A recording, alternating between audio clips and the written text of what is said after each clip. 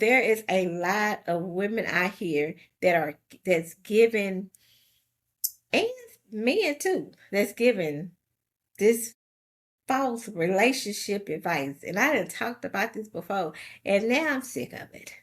Okay? I am sick of it, and I'm about to talk about it because don't not now women that come across my live, don't now one of y'all, let me look at y'all in your eye. Don't now one of y'all take any type of relationship advice from women that has never been married before on marriage advice, because some of them out here are trying to, oh, we can get you a husband, and then y'all, we got people out here with fake credentials. We got people out here that probably haven't had a relationship since a relationship had them. And then Oprah and gave her a whole show or whatever. And I'm like,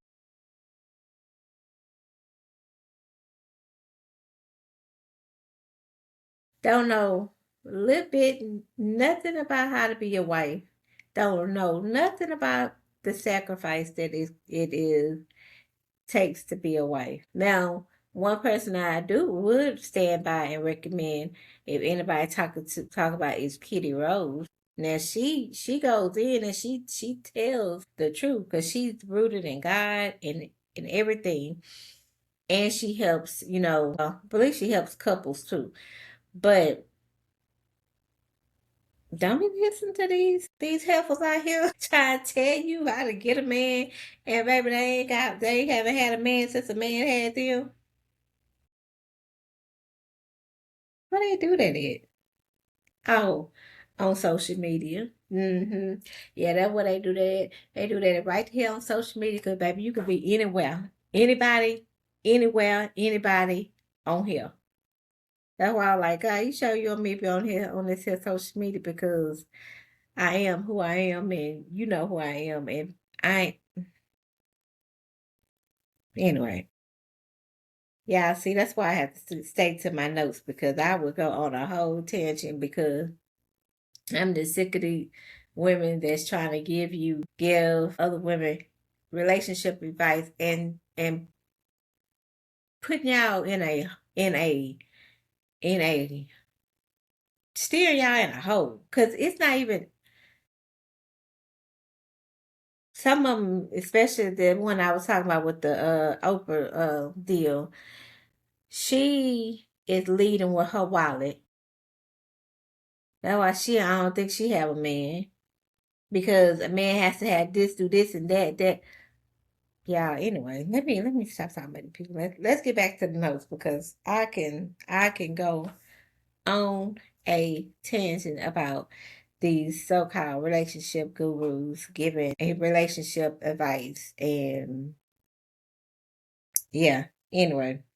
So we always, and that's another thing, as when you are married, or especially when you're married, and even when you're in a relationship, you have to take accountability. Okay, you have to take accountability for your actions, but you don't have to take accountability for other people's actions. That other person have to take the accountability for their own actions, and when the other person, the other party is not taking accountability for their actions, that's when it started really getting murky, you know.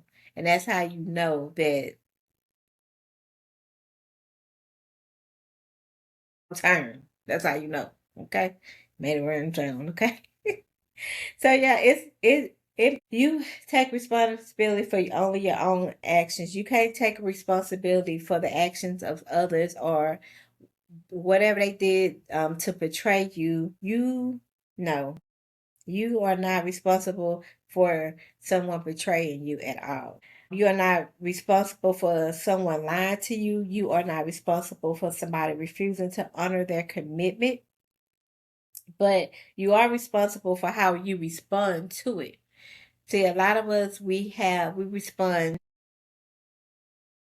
not so good ways, especially when somebody have took you there over and over again, then you got to be careful with that too, because that makes you not equally yoked, because then they will bring you down to their level, and you got to really really really watch that.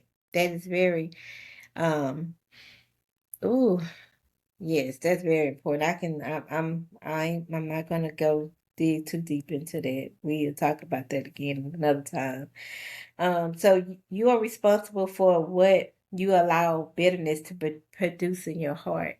We don't want to have, bitterness in our hearts, okay? You're responsible for whether you seek God's wisdom or allow revenge to lead you. See, revenge, mm-mm. We can't see revenge.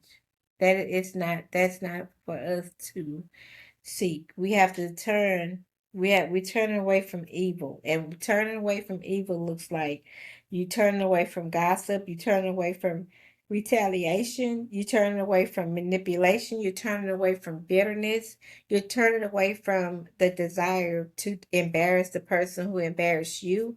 You turn away from unhealthy cycles, and then we must do good. Doing good does not mean returning to the same environments. Okay? Sometimes doing good means praying for someone from a distance. Okay? Sometimes doing good means telling the truth respectfully. Sometimes doing good means ending the cycle. Sometimes it means apologizing.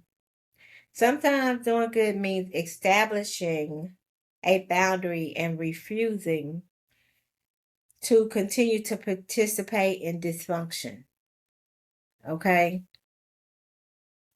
That's what that means. All right.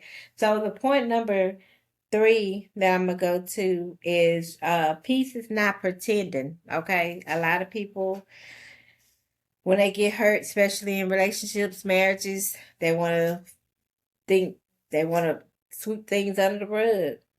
Mm-mm.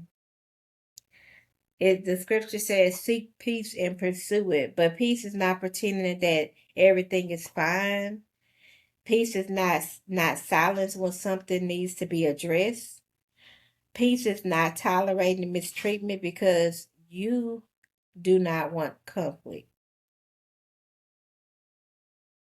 Some of us were taught to be peacekeepers instead of peacemakers. Okay? A peacekeeper, in most cases, a peacekeeper may avoid the conversation because she don't want to make nobody upset. She don't want to ruffle the feathers. She just like, oh, I want to keep the peace. I don't want to you know ooh, ooh. But then that secretly is building up stuff inside of her. It's secretly just, and if you it can make you sick holding stuff in. That's all I'm gonna say. It can make you sick if you don't be careful. You gotta be real careful with that. Okay. But a peacemaker, y'all, a peacemaker is willing to have the uncomfortable conversation because she wants true healing and healthy resolution. So we need healthy resolution. That's what a peacemaker is. You're not gonna avoid that, having that hard conversation. You're gonna you're gonna talk about it. We gotta get this we have to get this settled. We ain't gonna tiptoe around the situation. Let's talk about it. Let's nip this in the bud, and let's come with a solution. Okay, and let's move on. Let's move forward. Let's come with a solution that both of us can agree on as well, not just one. We don't want to just make one party happy. Remember what I said? It's not happy wife, happy life. It's happy spouse, happy house. Okay? So peacekeeping can cover dysfunction. Peacemaking confronts it with love, truth, wisdom, and humility. Okay? And you cannot have genuine reconciliation without the truth. It's not gonna happen. You can't have that without true. Mm-mm, that's not gonna work. You cannot heal what everybody is pretending that did not happen. How can you heal from something that you sitting there acting like it never happened? You cannot rebuild trust without acknowledging why it was broken. And this happens a lot of times when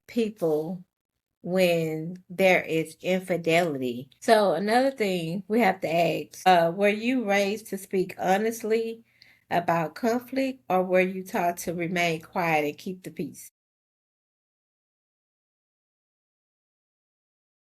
That's another thing. A lot of us was taught, especially like us in, us 80s, man, us born in the 1900s. Okay.